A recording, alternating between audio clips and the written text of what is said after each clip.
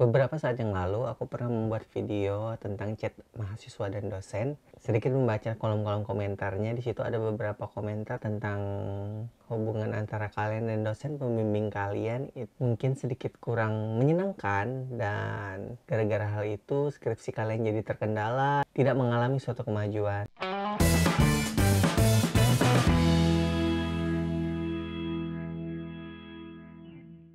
Ada banyak tipe dosen pembimbing, dan di sini mungkin aku akan sedikit berbagi ataupun sharing dengan pengalaman ataupun cerita dari teman-teman yang pernah cerita juga, ataupun ya mengamati dari lingkungan sekitar lah, ya kan. Tipe dosen yang pertama. Jadi dosen yang pertama itu biasanya dosen yang hobinya bisa dikatakan revisi lah ya.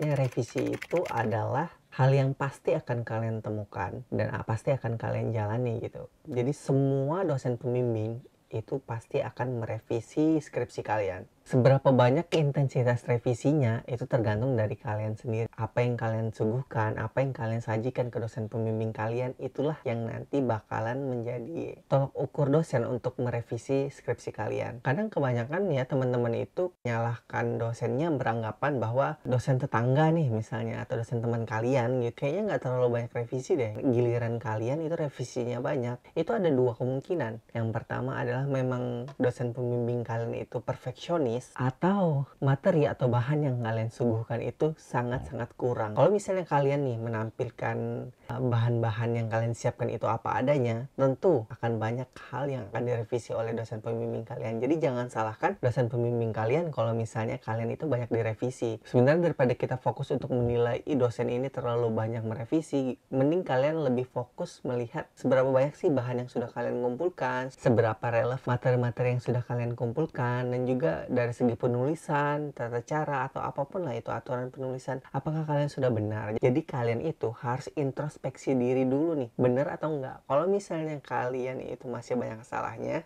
ya jangan salahkan dosen pembimbingnya kalau misalnya kalian banyak direvisi. Kecuali memang kalian mendapatkan dosen pembimbing yang perfeksionis, kalian harus berdamai dengan keadaan, ambil sisi positifnya gitu. Dan kalian harus ekstra luar biasa kerja kerasnya. Aku harap kalian tetap di jalur kalian gitu. Kalau misalnya dirasa berat bagi kalian, kalian speak up aja. Karena antara pemikiran beliau dan pemikiran kalian itu berbeda, dan juga dari jam terbangnya pun berbeda. Bagaimana kalian mengkomunikasikannya aja. Yakin aja kalau kalian pasti bisa melewatinya gitu. Oke, kita langsung aja ke tipe dosen yang kedua. Tipe dosen yang selanjutnya adalah tipe dosen yang sulit ditemui. Kebanyakan ya dari teman-teman itu mengeluhkan kalau dosen mereka itu susah untuk ditemui, susah untuk dihubungi, di chat tidak membalas, dan banyak lagi kendala-kendala lainnya ya. Mungkin aku akan sedikit sharing karena aku pun sempat mengalami beberapa halnya gitu juga kan gitu. Di kampus aku itu kan penentuan PA, pembimbing akademik itu lebih dari satu dosen sih. Aku nggak tahu kalau misalnya di tempat kalian gimana, tapi di tempat aku lebih dari satu dosen. Kebetulan salah satu dosennya ini itu memang memiliki jabatan yang cukup tinggi gitu kan, jadi sulit untuk ditemui.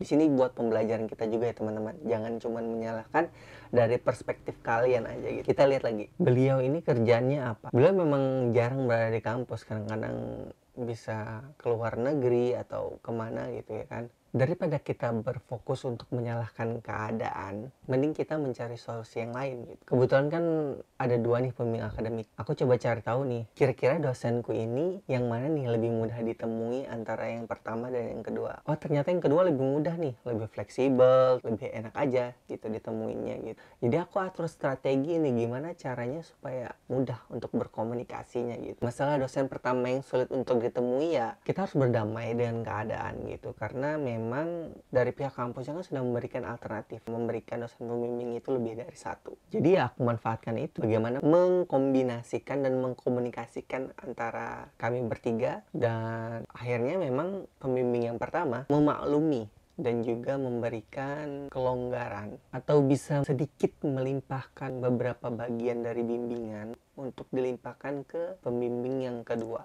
Untungnya di situ itu tergantung bagaimana cara kita mengkomunikasikan dengan mereka gitu. Dan akhirnya intensitas bimbingan jadinya aku lebih banyak sama pembimbing yang kedua. Meskipun persetujuan pembimbing yang pertama itu memang diutamakan gitu, tapi beliau sudah menyerahkan sebagian besar pembimbingannya ke pembimbing yang kedua. Jadi itu sih cara aku untuk mencoba menyelesaikan masalah dengan tipe dosen yang sulit untuk ditemui. Kalau dari beberapa temanku yang lain, kalau misalnya menemukan hal yang sama, terkadang mereka bisa berkonsultasi dengan dosen pembimbing akademik di luar dari dosen pembimbing akademik mereka sendiri. Contohnya ada kayak teman aku itu yang ikut bimbingan ke dosen pembimbing kami, meskipun beliau itu bukan pembimbing akademik mahasiswa yang bersangkutan, tapi teman itu mencoba untuk tidak menyerah dengan keadaan yang ada gitu. Dan itu pun tergantung lagi bagaimana teman aku mengkomunikasikan dengan dosen pembimbingnya. Kita harus cari momen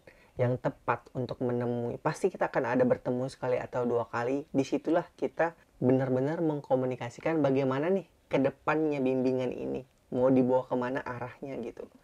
Kalau memang workflow ataupun jam kerja beliau sulit untuk ditemui, nah saat pertemuan pertama kali atau kedua kali itulah kalian benar-benar atur nih bagaimana untuk kedepannya itu. Komunikasi itu penting teman-teman, jadi jangan sampai lost komunikasi. Untuk teman-teman yang memang dari awal sudah sulit berkomunikasi ataupun sulit untuk menemui beliau, ya kalian bisa berusaha lebih keras lagi gitu. Ya seperti temanku tadi, dia bisa mencari alternatif lain, dosen pembimbing yang lain. Bahkan mungkin kalau memang benar-benar sudah tidak bisa diharapkan lagi dosen pembimbingnya, ya kalian bisa pindah dosen pembimbing gitu. Kalian bisa ajukan ke pihak yang terkait. Biasanya akan sulit sih. Kalau dari teman-temanku kebanyakan mereka lebih banyak mencoba minta bantuan ke dosen pembimbing yang lain sih gitu. Karena biasanya dari sekian banyak dosen yang cuek, biasanya ada satu atau dua lah yang perhatian gitu. Oke. Untuk tipe dosen yang selanjutnya adalah tipe dosen yang kayaknya masa bodoh aja sih sama mahasiswanya gitu. Dan ini sering sih terlihat, mungkin ada satu atau dua lah. Ketika mahasiswanya apa adanya, ya udah, dosennya juga ya udah aja gitu. Yang penting beliau menyelesaikan tugasnya membimbing, yes aja gitu. Nanti ketika sidang ditanya oleh dosen penguji dan sebagainya, mahasiswanya sendiri sih yang kasihan dan kelabakan gitu. Kalau misalnya kalian menemukan dosen yang masa bodoh seperti ini, kalian jangan senang. Mungkin kalian akan senang di awal, weh, lulus terus nih bimbingannya. Takutnya kalian akan semakin tersesat dan kalian juga nanti akan susah pada akhirnya untuk revisi dan sebagainya. Perbanyak referensi, perbanyak literasi, dan juga perbanyak tanya deh sama teman-teman. Tanya juga deh, kepoin juga nih bimbingan yang lain gitu, sambil sharing-sharing informasi aja gitu. Bener nggak nih, minimal metodenya aja dulu gitu, bener nggak gini gitu, supaya kalian nggak tersesat guys. Terus tipe dosen yang selanjutnya adalah ini, kadang kita menemukan dosen pembimbing yang labil. Bisa dikatakan ketika kita bimbingan di hari ini, terus beberapa minggu kemudian kita bimbingan lagi, ternyata apa yang beliau katakan saat bimbingan pertama dan bimbingan kedua itu berbeda. Kita jadi bingung nih, kita udah siapin yang pertama, ternyata setelah bimbingan lagi ternyata beliau tidak menerima karena beliau beranggapan tidak pernah berkata seperti itu gitu. Kadang dosen-dosen labil seperti ini bakalan jadi sulit buat kalian. Saran aku kalau misalnya kalian punya dosen-dosen pembimbing yang ya kalau misalnya kalian temui 1-2 kali kayaknya ini bakal labil deh nih orang gitu. Saran aku adalah kalian buat catatan guys. Pertemuan pertama apa aja yang sudah dibahas gitu, apa aja yang sudah disepakati, apa aja nih yang harus diperbaiki. Kalau perlu nih itu dipoto dan di-share sama dosennya supaya dosennya ingat, supaya tidak labil dan suka gonta-ganti aja gitu. Karena kita cari bahan itu susah. Kalau misalnya di pertemuan berikutnya bahan kita nggak kepake, ya sama aja apa yang kita kerjakan beberapa minggu sebelumnya atau yang kita kerjakan sebelumnya itu nggak ada artinya. Ini biasanya akan ada sih dosen yang seperti ini, dosen yang luar biasa baik. Biasanya dari sekian banyak pasti adalah satu atau dua yang dapat dosen pembimbing yang luar biasa baiknya. Kalau misalnya kalian mendapatkan dosen yang seperti ini, kalian harus bersyukur.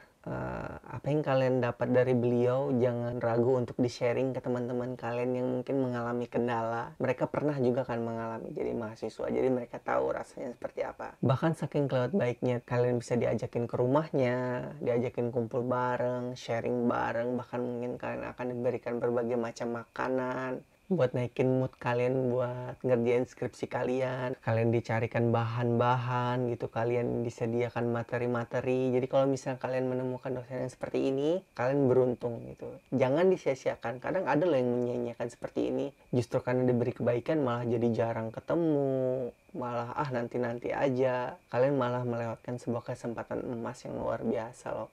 Keakraban kalian bisa terbangun, lebih enak komunikasinya gitu. Nah, kebetulan aku kemarin itu aku dapat yang seperti ini, dosen pembimbing yang kedua aku gitu. Aku dapat tipe yang seperti ini. Alhamdulillah ya, banyak lah yang dikasih beliau gitu. Terima kasih Bu gitu kan. Makanannya, traktirannya, dan support-supportnya gitu. Oke, tipe dosen yang selanjutnya, kalian mungkin pernah dengar istilah dosen selalu benar gitu, dan kalian akan sulit untuk menentangnya. Biasanya tipe-tipe seperti ini itu untuk dosen-dosen yang sudah senior banget gitu, kayak yang sudah lumayan tua, dan kita kan kadang sulit nih untuk berargumen kalau misalnya beliau lebih tua banget gitu. Kadang ada rasa segan gitu kan. Kadang kita ya harus nurut aja apa kata beliau, karena biasanya ya beliau itu sudah memberikan metode yang terbaik buat kita. Beliau sudah bisa menilai nih yang cocok buat kita itu apa gitu. Lebih baik kita nurut aja sih gitu, selama nih ada konteksnya ya gitu. Apa yang beliau perintahkan itu masih bisa kita jalani dan masih bisa kita nalar gitu. Oh ini, dan sesuai dengan kemampuan kita. Kan cuman biasanya beliau udah bisa sih menilai karakter mahasiswanya gitu. Biasanya udah diberikan nih, kamu seperti ini aja, kamu seperti ini aja, ini lebih baik. Biasanya seperti itu sih. Insya Allah kalau kalian nurut, kalian bakalan lancar-lancar aja sih sampai selesai. Dan untuk tipe dosen yang terakhir, mungkin ini adalah tipe dosen yang bakalan kalian cari bagi kalian mahasiswa-mahasiswa yang pengen skripsinya itu cepat selesai. Cari aja dosen stripping lah, ibaratnya kata-katanya mungkin seperti itu kali ya. Biasanya tipe-tipe dosen stripping ini kalian itu seperti di-push, tetapi lebih terorganisir karena beliau yang mengatur jadwal, beliau juga yang mengatur pertemuan gitu.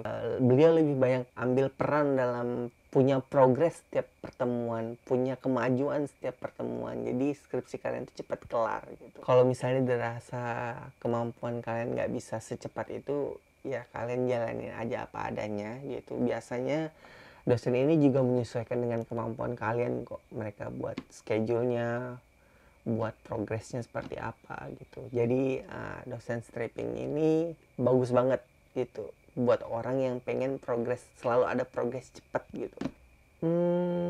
Ya aku harap apapun tipe dosennya, apapun kendala yang kalian hadapi, yang penting kalian jangan pernah menyerah, selalu cari solusi. Jangan pernah terpatok pada masalah yang ada gitu. Kalian coba cari solusi-solusinya nih gimana gitu. Jangan kendala dengan dosen dijadikan suatu alasan untuk tidak menyelesaikan skripsi kalian gitu. Banyak kok solusi-solusi yang ditawarkan. Bahkan banyak kok solusi-solusi yang ada di hadapan kalian, cuman kalian aja nggak sadar kalau misalnya ada solusi itu. Rubah mindset dan pola pikir kalian tentang semua masalah itu ada di dosen.